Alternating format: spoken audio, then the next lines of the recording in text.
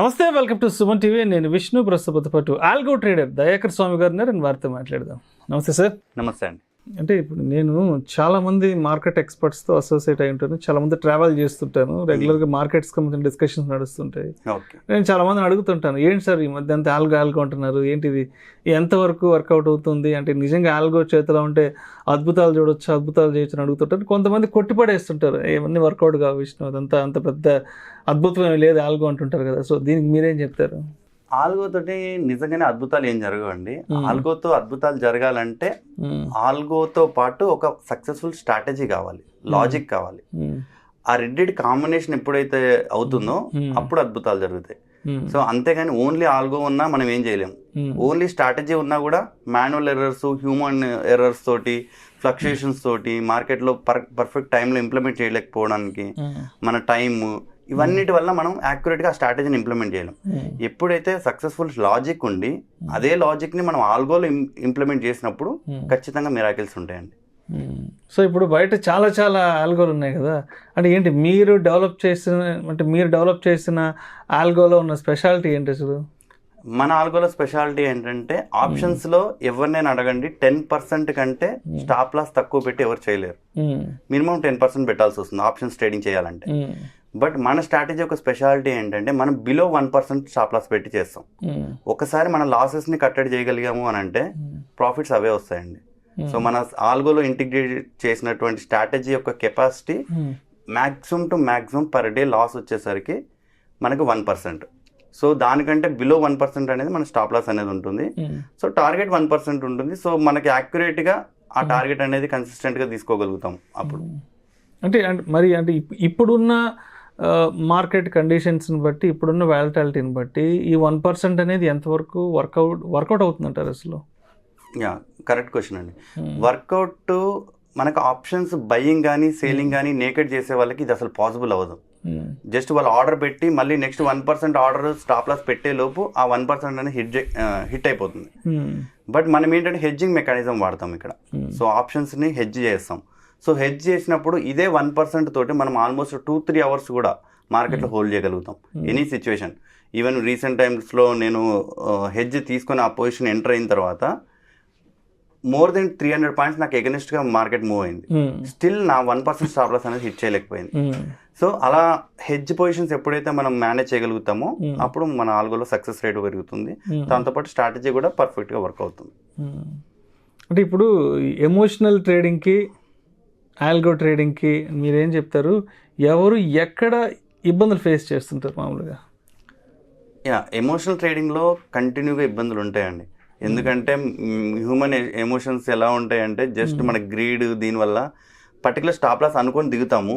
But ఆ stop loss అనేది మనం ప్రాపర్గా వచ్చే వరకు కూడా వెయిట్ చేయము.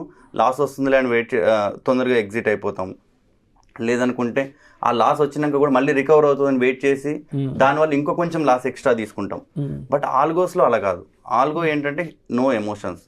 సో ఒక్కసారి కనుక మీరు 1% స్టాప్ లాస్ ఇచ్చారు అని అంటే 1% ఎగ్జాక్ట్గా అది ఎగ్జిట్ చేసేస్తుంది. ఈవెన్ తర్వాత మార్కెట్ సిచ్యువేషన్ ఏదైనా సరే మోస్ట్ ఆఫ్ ద టైమ్స్లో మనం లాసెస్ 1%లో ఎగ్జిట్ అయినప్పుడు బిగ్ లాసెస్ నుంచి మనం గెట్ ఇన్ అవుతాం.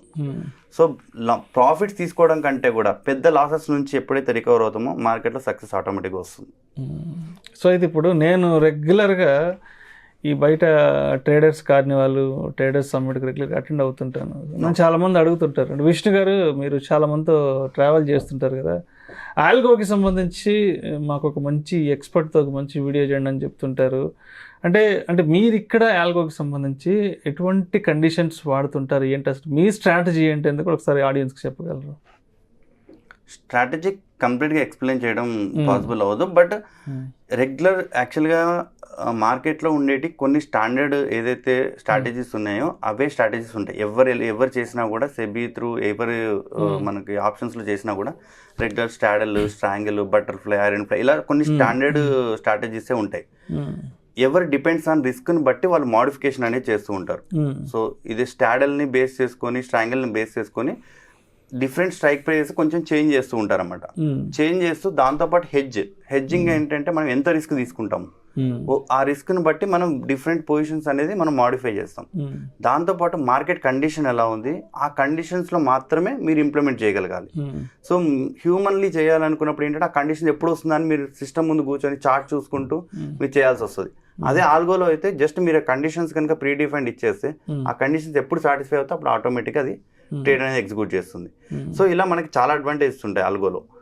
దీంతో పాటు ఏంటంటే మన స్ట్రాటజీ యొక్క స్టాప్ లాస్ కానీ, మెయిన్గా మనం లాసెస్ కట్టడి చేయడం కానీ, దాంతోపాటు ఒక మినిమల్ ప్రాఫిట్లో మనం ఎగ్జిట్ అవ్వడం కానీ, ఇలాంటి అన్నిటి వల్ల నా స్ట్రాటజీ అనేది సక్సెస్ఫుల్గా రన్ చేయగలుగుతున్నాం. దాంతోపాటు మనం మార్కెట్లో ఒక పర్టికులర్ స్ట్రాంగిల్ తీసుకొని స్టాప్ లాస్ టార్గెట్ ఇస్తే మనం దాంట్లో సర్వే అవ్వలేము. మ్యాక్సిమం టు మ్యాక్సిమం మనం 1%, 2% కంటే మంత్లీ మనం ఎర్న్ చేయలేం. కానీ మనం ఒక ట్రెండ్ని ఫాలో చేస్తూ మనం పొజిషన్స్ అనేది మాడిఫై చేస్తూ ట్రెండ్ని కనుక ఫాలో చేయగలిగితే అదే సేమ్ హెడ్జింగ్ స్ట్రాటజీ తోటి ఇంకొంచెం ఎక్కువ ప్రాఫిట్స్ తీసుకునేదానికి ఛాన్సెస్ ఉంటాయి.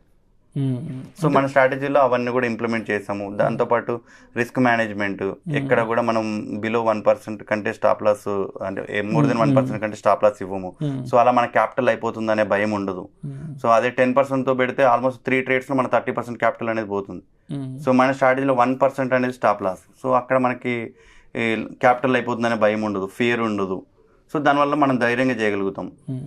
సో ఇవన్నీ అడ్వాంటేజెస్ ఉంటాయి మన స్ట్రాటజీకి సంబంధించి. అయితే ఒక విషయం స్పష్టంగా చెప్పండి, ఆల్గోని ఇంప్లిమెంట్ చేసేటప్పుడు, డెవలప్ చేసేటప్పుడు మీరు ఎన్నిసార్లు ఫెయిల్ అయ్యారు?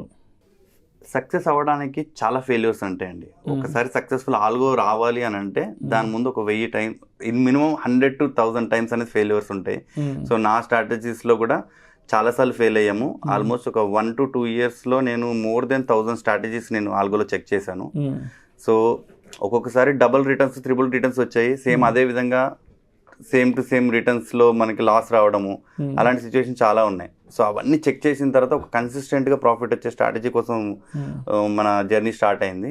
అప్పుడు ఈ స్ట్రాటజీకి నేను స్టిక్ ఆన్ అవ్వాల్సి వచ్చింది. సో జర్నీలో చాలా లాసెస్ ఉన్నాయి, చాలా నెంబర్ ఆఫ్ స్ట్రాటజీస్ ఉన్నాయి, చాలా టైం కూడా ఉంది, చాలా టైం కూడా మనం ట్రావెల్ చేయాల్సి వచ్చింది. సో ఒక పర్టికులర్ ఎక్స్పీరియన్స్ తర్వాతనే ఈ పర్టికులర్ సక్సెస్ అనేది మనకి రావడం జరిగింది. అయితే ఇప్పుడు మన హైదరాబాద్ విషయంకి వస్తే ఎంతోమంది, 100 మంది, 1000 మంది ఆల్గో ట్రేడింగ్ చేసే వాళ్ళు ఉండొచ్చు. ఎంతోమంది డెవలప్ చేస్తుంటారు కూడా ఆల్గోని, వాళ్ళే ప్రోగ్రామింగ్ చేసి. సో అంటే ఏంటి బయట వాళ్ళ దగ్గర ఉన్న ఆల్గోకి అండ్ మీ దగ్గర ఉన్న ఆల్గోకి ఏంటి ఆ యూనిక్నెస్ ఏంటి అసలు? మన ఆల్గోకి వాళ్ళ ఆల్గోకి కొంచెం డిఫరెన్స్ ఉంటుందండి. యాక్చువల్గా వాళ్ళు ఏంటంటే ఆల్గో చేసుకొని వాళ్ళ సిస్టంలో మాత్రమే పెట్టుకోగలుగుతారు. నా ఆల్గోని నేను ఎవరికైనా షేర్ చేయగలుగుతాను. సో అది మన దాంట్లో ఉన్న మెయిన్ అడ్వాంటేజ్. సో మన ఆల్గోని ఎవరైనా సరే జస్ట్ వాళ్ళకి మనం పర్మిషన్ ఇస్తే మనం వాళ్ళు యూజ్ చేసుకోవడానికి కూడా మనం ఇవ్వగలుగుతాము. సో అది మెయిన్ అడ్వాంటేజ్. సో ఏదైనా చేంజెస్ కావాలన్నా కూడా మనకి ఈజీగా చేసుకోవడానికి ఈజీ ఉంటుంది. మన లాజిక్ కూడా చాలా కాంప్లికేటెడ్ లాజిక్ ఉండదు. ఎప్పుడు కూడా మన ట్రేడింగ్లో సక్సెస్ అవ్వాలంటే మల్టిపుల్ ఇండికేటర్స్, మల్టిపుల్ టెక్నికల్స్ అవి ఇవ్వడం వల్ల మనకి ప్రాఫిట్ అనేది రాదు. ఎంత సింప్లిఫైడ్గా మనం ట్రేడ్ చేస్తున్నామో దాన్ని బట్టే మనకి సక్సెస్ అనేది ఉంటుంది. సో వేరే అదర్ అకాడమీస్తో కంపేర్ చేసినా కూడా మనకి ఆల్గోకి, మన అకాడమీలో ఉండే ఆల్గోకి చాలా డిఫరెన్స్ ఉంటుందండి. Right, thank you so much Dayakar Swamy గారు.